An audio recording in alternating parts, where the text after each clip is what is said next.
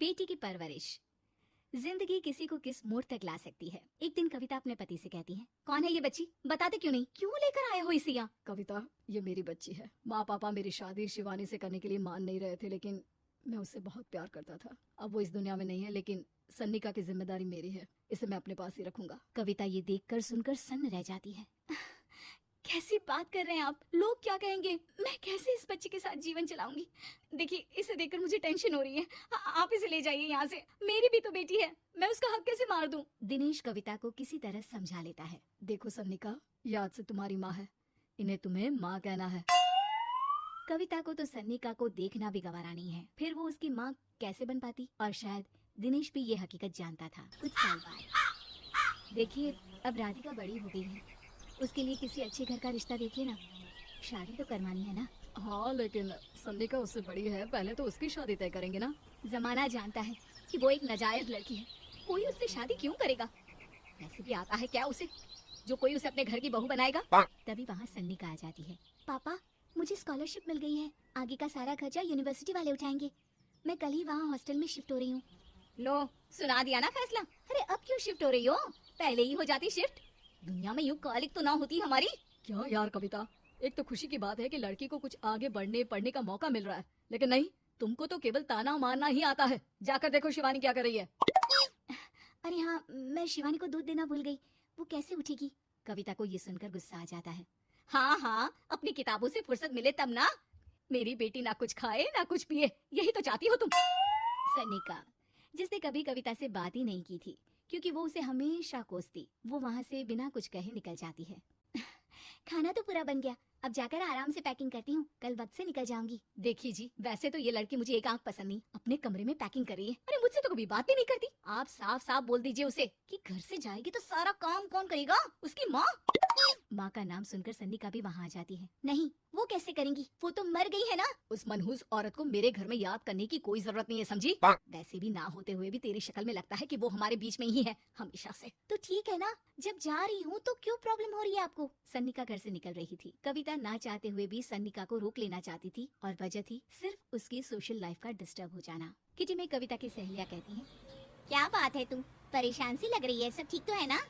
क्या हुआ, उस सन्निका ने फिर तमाशा किया क्या? अरे नहीं नहीं, चली गई, वो तो ऑक्सफोर्ड की कोई एनजीओ है, उसकी स्कॉलरशिप मिली है। मेरा भाई बता रहा था कि उसका तो फ्यूचर ब्राइट है। अरे चल ना, तुझे क्या, तेरा तो पीछा छूटा उससे। कैसे क्या नहीं, घर का सारा काम करती थी। इसकी छोटी बेटी को भी तो उसी ने संभाला था, याद है? उसकी छोटी बेटी का जो केस हुआ था, वो भी अपने सर ले लिया था। हाँ, तो बदले में सारा खर्चा भी तो हम लोग ही उठा रहे थे ना। और पता है, वो मुझसे बात भी नहीं करती, जैसे पता नहीं मैं ही उसके माँ के मरने के लिए जिम्मेदार हूँ। अरे खुद को क्यों दोष दे रही है, तूने जो किया शायद कोई नहीं करता। कविता को समझ में नहीं आ रहा था कि उसके साथ ऊपर वाले ने ऐसा क्यों किया। वो शाम को घर आती है। आज तो बहुत खुश होगी तुम, एक बला से छुटकारा मिला ना तुमको। बेचारे की जिंदगी नरक बना कर रखी थी। वो तो कहते हैं ना, ऊपर वाला सब देखता है।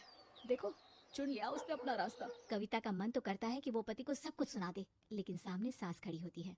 ये तो है, बेचारे को खाना बनाने से लेकर घर के सारे काम करने पड़ते थे। बाहर का भी कोई काम होता तो वही देखती। अब देखते हैं घर का काम कैसे होता है।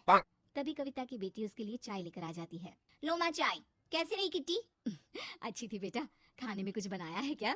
हाँ, सन्निका दीदी जैसी ही सब्जी बना दी है, आप रोटी बना लो। और हाँ, कल मैं चली जाऊंगी इलेक्ट्रिक बिल और राशन लाने के लिए। अच्छा अच्छा, पैसे मैं दे दूंगी। सन्निका कार्ड दे गई है ना? हाँ माँ, एक कार्ड तो देकर गई है। अरे चोर नहीं थी वो, मेरे बेटे का ही खून है। पता नहीं कितना घमंड भरा है इसमें। अरे छोड़ो ना माँ, जिसको जो बनना था वो बन ही जाएगा। अच्छा माँ, कल चलना है उसके कॉलेज में, सभी पेरेंट्स को बुलाया गया है। अब कविता तो जाने से रही, तो हम ही साथ चलते हैं। हाँ बेटा, उस बिन माँ की बेटी का है ही कौन। अब क्या था, कविता का गुस्सा फूट पड़ता है। हाँ, आप लोगों के जैसे तो इंसान नहीं देखे मैंने। अरे मेरे सामने ही अपनी नाजायज बेटी को लाकर बिठा दिया। रोज मैं उसे देखती तो एहसास होता कि कैसे आपने मुझे इतना बड़ा धोखा दिया। जरा सोचिए तो, अगर ऐसा ही कुछ मैंने किया होता तो। अरे रहने दे, क्या नहीं किया तूने उसके बदले में। उस मासूम के साथ क्या क्या करती थी सब जानते हैं हम। अरे छोड़ो ना माँ, ये तो एक बात लेकर बैठ जाती है। चलो सोने चलते हैं। अगले दिन दिनेश और उसकी माँ सन्निका के कॉलेज में जाते हैं। कैसी हो बेटा, मेरा नाम रोशन करना। जरूर पापा, ये ले बेटा, पैसे रख ले। नहीं, वो कविता ने काट दिया है। अरे बेटा वो माँ है तुम्हारी, उसका नाम क्यों लेती हो? अरे हटाओ भी, किया ही क्या है उसने इसके लिए, क्यों माँ बोले? तभी वहाँ सन्निका की टीचर आ जाती है। सन्निका की माँ नहीं आई? जी नहीं, वो घर में बेटी है ना, सबका एक साथ आना तो मुमकिन नहीं था। तो उन्हें भेज देते, हम सभी उनसे मिलना चाहते हैं, मानना पड़ेगा। बहुत अच्छी तरह से पाला है उन्होंने अपनी बेटी को, क्या घर का काम क्या बाहर का, कॉन्फिडेंस तो कूट कूट कर भरा है। पैसे रुपये के लिए भी इसे किसी का मुंह नहीं देखना पड़ता। स्कूली शिक्षा भी लाजवाब है। पिता और दादी को एहसास होता है कि जिस कविता के पालन पोषण पर उन्हें हमेशा से शक रहा, वो सन्निका के भविष्य के लिए किसी वरदान जैसा साबित हुआ।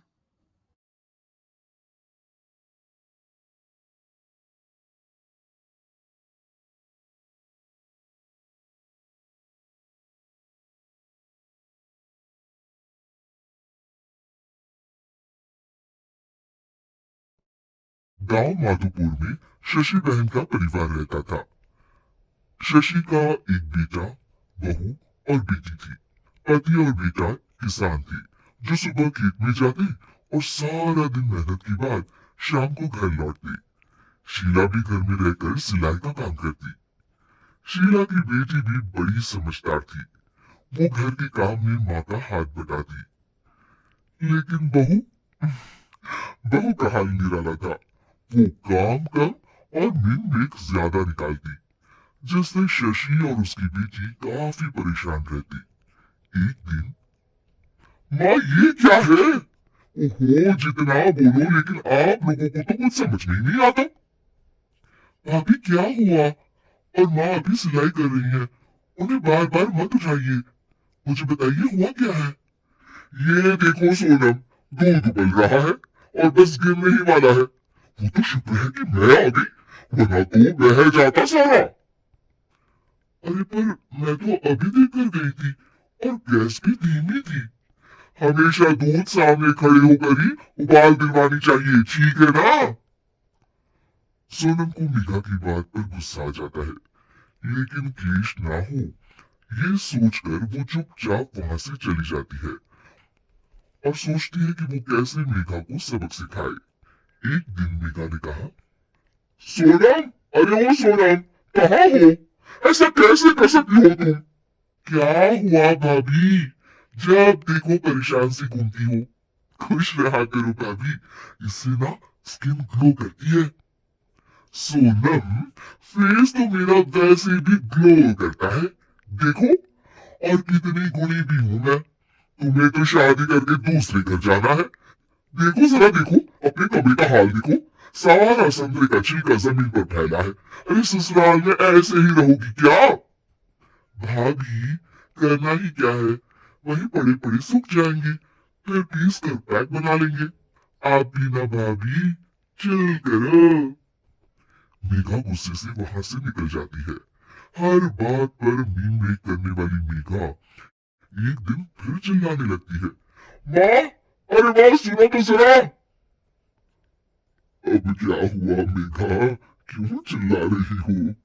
माँ ये देखो, देखो जरा ये कांच का कटोरा जिसे टेबल के किनारे रखा है। अरे किसी का एक हाथ लगेगा और ये गिरकर टूट जाएगा। तभी मेघा के कमरे से कुछ गिरने की आवाज आती है। वो भागकर कमरे में जाती है, जहां उसके पीछे शशि भी आ जाती है। मेघा के कमरे में उसका शीशा गिर जाता है। लगता है बहू, तुमने अपना शीशा कोने में रखा होगा, तभी गिर गया। जरा दूसरों को सीख देने से पहले खुद भी अमल कर लिया करो। वही कमरे में पर्दे के पीछे छिपी सोनम हंस रही होती है। मेघा काफी परेशान रहती है कि उसके साथ ये क्या हो रहा है। वो सोचती है कि कैसे वो अपनी सास और ननद के सामने खुद को होशियार साबित करे। एक दिन मेघा सोनम से कहती है, सोनम, आज ना मैं तुम लोगों को चाइनीज बनाकर खिलाती हूँ। देखना मैं कितना अच्छा खाना बना लेती हूँ। फिर तुम भी ना ससुराल जाकर वैसा ही खाना बनाना और सबका दिल जीत लेना। मेघा किचन में जाती है। घर पर आज सभी मौजूद है, तो वो लोग भी मेघा के हाथ के खाने का इंतजार करते हैं। किचन में मेघा ढेर सारा चाउमीन बनाती है और हर किसी की प्लेट में डालकर सबको दे देती है। अचानक उसका पति हिमांशु बोल उठता है, आप तो क्या है ये, कितना गंदा बना है, छी। मेघा की शक्ल रोनी सी हो जाती है कि तभी सोनम बोल पड़ती है, ओहो भाभी ये क्या बनाया है, ऐसा बनाऊंगी मैं ससुराल में जाकर तो वो लोग तो पक्का मुझे भगा देंगे ऐसा खाना खाकर। पूरा घर हंसने लगता है। तभी मेघा की सास कहती है, कोई बात नहीं बहू, कभी कभी ऐसा हो जाता है, पर हाँ दूसरों को सीख देने से पहले खुद का सही होना सबसे ज्यादा जरूरी होता है।